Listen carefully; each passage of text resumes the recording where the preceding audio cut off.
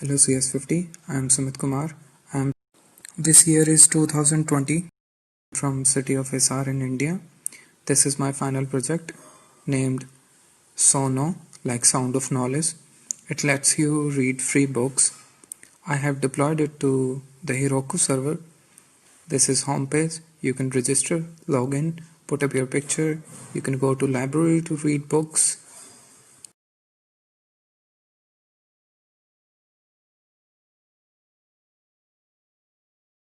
My application is fully responsive.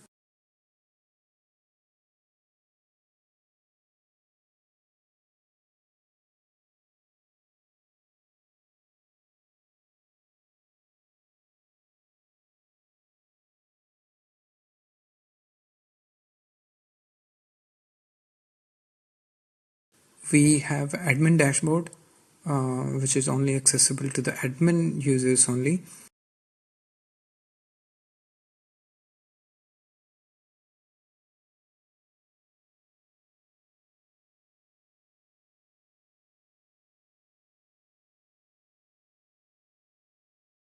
Admin can manage the app from here. You can upload new books, PDF covers, look at the database, edit the database.